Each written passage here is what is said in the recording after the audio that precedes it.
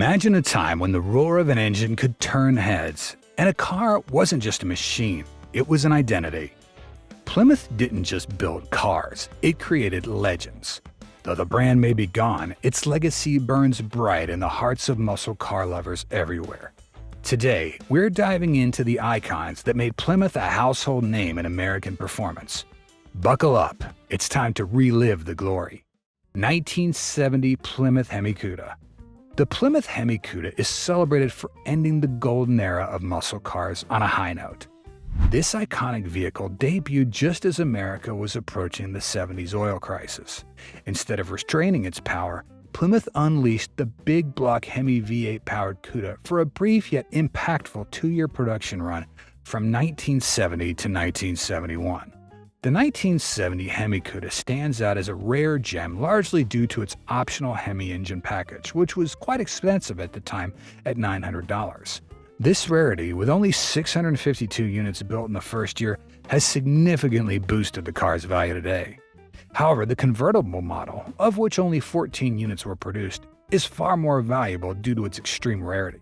While the primary difference between the hardtop and convertible is the movable soft top, the exclusivity factor drives its worth into the millions. A 1970 HEMI Cuda convertible in fair condition is valued at well over $1.5 million. The most expensive convertible model to date, a bright yellow example, sold for an astonishing $2.94 million at Mecum auctions in 2016. Both the hardtop and convertible models are powered by the 426 HEMI V8 engine, delivering an impressive 425 horsepower and 490 foot-pounds of torque.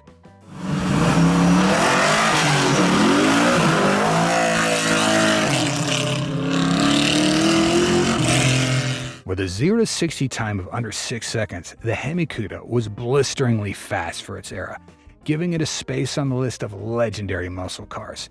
It also featured aggressive looks with a shaker hood scoop, an optional feature which stuck out of the hood and shook with the engine's vibration.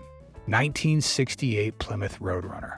By 1968, muscle cars had shifted from affordable mainstream models with optional high-performance engines to pricey specialized models with equally expensive powertrains. What young American drivers truly needed was an affordable, no-frills muscle car that delivered performance without breaking the bank. Enter the 1968 Plymouth Roadrunner, a game-changer in the muscle car world. Plymouth started the Roadrunner with a lightweight, budget-friendly pillared coupe from the new Belvedere body line. Under the hood was Mopar's dependable 385 CID V8, upgraded with heads, manifolds, a camshaft, valve springs, and a windage tray borrowed from the powerful 440 Magnum. With its 4-barrel carburetor and unsilenced air cleaner, the engine cranked out an impressive 335 bhp. Performance-focused standard features included a reinforced 4-speed manual transmission, a beefed-up suspension with high-rate rear-leaf springs, and heavy-duty 11-inch drum brakes. Inside, the cabin was deliberately sparse, featuring a bench seat to keep costs low. Plymouth also added a touch of fun by paying Warner Bros. $50,000 for the rights to use the name and likeness of the cartoon character, the Roadrunner. The car even featured a distinctive beep-beep horn. This playful branding struck a chord with buyers, making the Roadrunner an instant hit. Plymouth initially forecasted sales of 2,500 units, but demand skyrocketed with nearly 45,000 cars sold. While the 383 engine provided a strong driving experience, quarter-mile times in the 15-second range left some enthusiasts wanting more. As a result, Plymouth made the legendary 426 HEMI engine available for an additional $714. However, the HEMI's exclusivity was reflected in its production numbers. Only 1,019 units were equipped with this engine. 1971 Plymouth GTX 440. Introduced in 1967, the GTX was Plymouth's most exclusive muscle car. Of all its versions, the 1971 Plymouth GTX 440 was one of the few muscle cars of its time that required no justification. Bold, powerful, and undeniably distinctive, it stood as a shining example of the muscle car era's peak. Once again, the GTX served as the upscale counterpart to the budget-friendly Roadrunner. It adopted curvaceous new fuselage styling mounted on a wheelbase shortened by 1 inch. The redesign also featured a 3-inch increase in rear track, improving handling, and a reconfigured interior with enhanced ergonomics and a more comfortable driving position. While many V8 engines of the era faced significant detuning,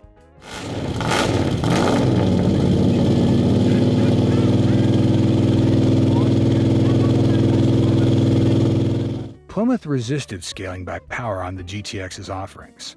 The standard 440 cubic inch V8 with a 4-barrel carburetor dropped only 5 horsepower to 370, while the optional triple 2-barrel 440 plus 6 delivered 385 horsepower. The legendary 426 HEMI engine, a rare and costly upgrade, held steady at an awe-inspiring 425 horsepower. Traditionally, 1971 marked the final year for the Plymouth GTX as the forces of rising insurance costs, emission regulations, and the oil crisis began to choke the muscle car market. The 1971 version was also the rarest, with just 2,942 examples built. 1970 Plymouth Superbird. This car is interesting because it's a heavily modified Roadrunner, which also was how the legendary Plymouth Superbird got its name. It was a limited production explicitly made to reclaim supremacy on the racetrack, directly competing with rivals like Ford and Dodge during the 1969 season. What made the Superbird truly super were its groundbreaking aerodynamic advancements and powerful engine options. At its core was the mighty 7.0-liter HEMI V8 engine, which produced 433 horsepower and an impressive 472 foot-pounds of torque. This powerhouse enabled the Superbird to achieve 0 to 60 in just 5.5 seconds and a blistering top speed of 185 miles per hour, making it the fastest Plymouth muscle car ever produced. The Superbird's distinctive design was its defining feature, though not everyone appreciated its radical look at the time. It boasted an aggressive aerodynamic profile, including a towering rear wing and sloped front bumper with an integrated splitter, all designed for maximum speed and stability on the track. Initially, this extreme styling was met with skepticism, with some viewing it as too unconventional for the streets. Despite its performance prowess, the Superbird's dominance in NASCAR was short-lived. Regulatory changes implemented by NASCAR, such as restrictions on engine displacement and weight penalties for larger engines, effectively sidelined the Superbird and similar high-performance cars. 1969 Plymouth Barracuda Formula S. The Plymouth Barracuda S, introduced in 1964, is widely regarded as the first pony car, debuting 2 weeks before the Ford Mustang. This iconic vehicle made a bold entrance with its distinctive large wraparound rear window and a design based on the Plymouth Valiant. Initially powered by a modest slant-6 engine, the Barracuda's transformation into a muscle car legend by the late 1960s marked its rise to fame.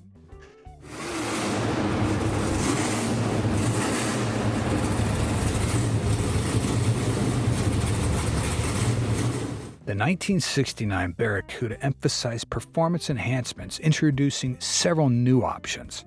One standout feature was the Mod Top, a vinyl roof covering with a floral motif which was complemented by matching floral patterned seat end sets. Offered in 1969 and 1970 as part of a package, this unique design added a touch of individuality to the Barracuda.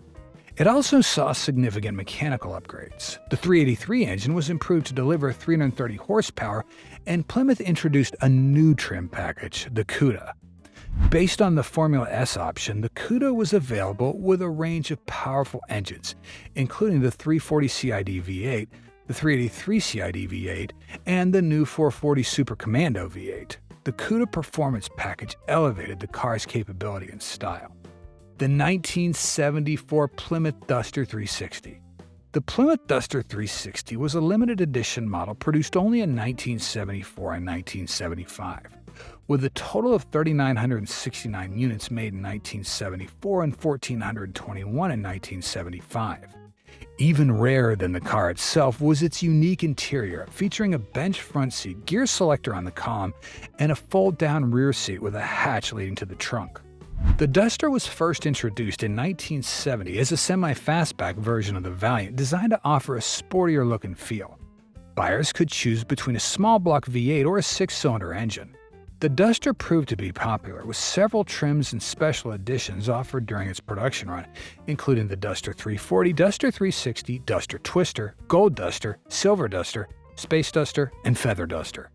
The Duster 360 targeted drivers looking for muscle car performance without the high cost.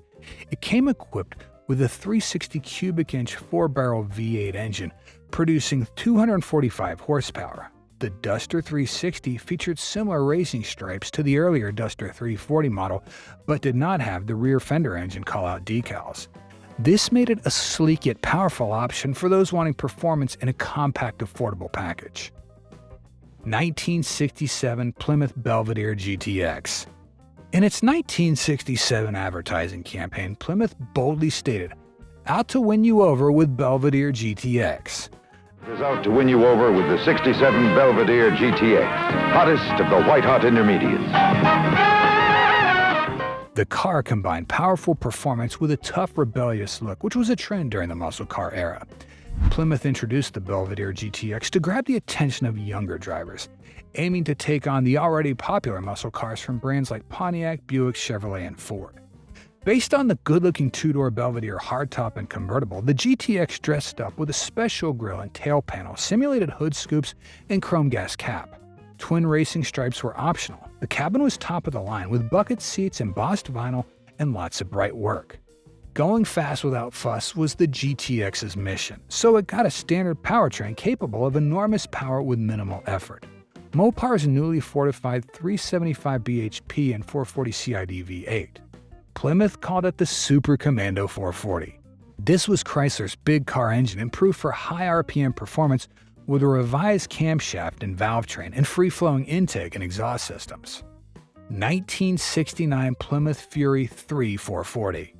First introduced in 1956, the Plymouth Fury was so popular that it was produced all the way to 1989. It was Plymouth's first muscle car and was created when no one knew where the future of muscle cars was headed. The Plymouth Fury was initially under the Belvedere umbrella but got its model in 1958. The 1969 Plymouth Fury 3 was part of the Plymouth Fury lineup.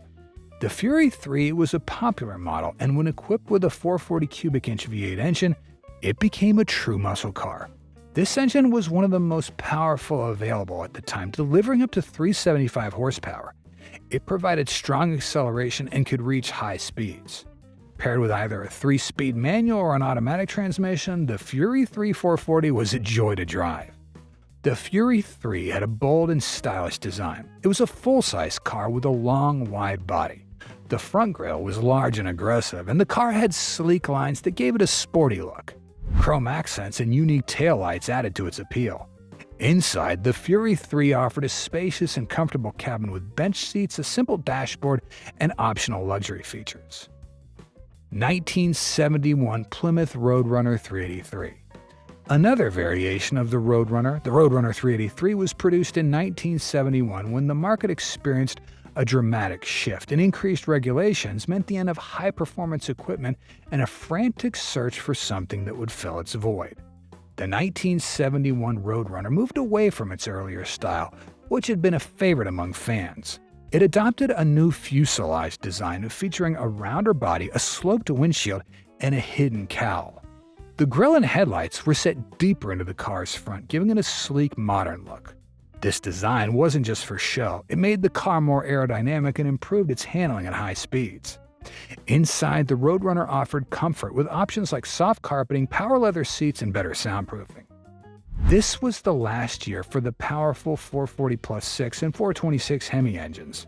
To meet changing demands, Plymouth introduced new engine options like the 344 barrel and detuned 383 engine.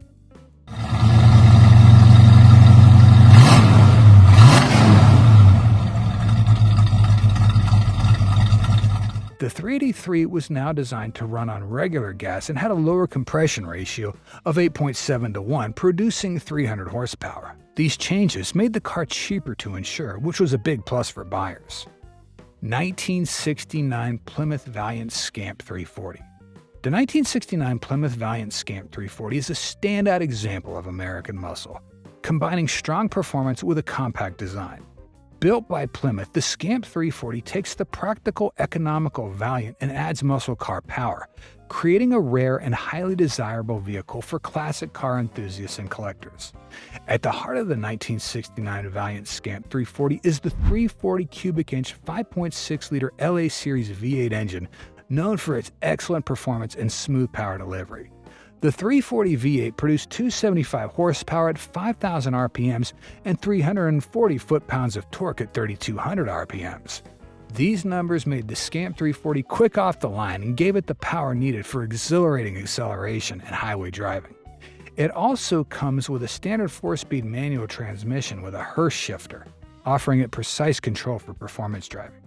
The Scamp 340 came with a sporty trim package that included visual enhancements like stripes and emblems, giving the car a more aggressive, performance-oriented look. Plymouth is undoubtedly one of the most iconic brands in automotive history, and it's likely that there are still some legendary models that didn't make it onto this list. If there are any other legendary Plymouth cars you'd like to see featured, don't hesitate to share your thoughts in the comments.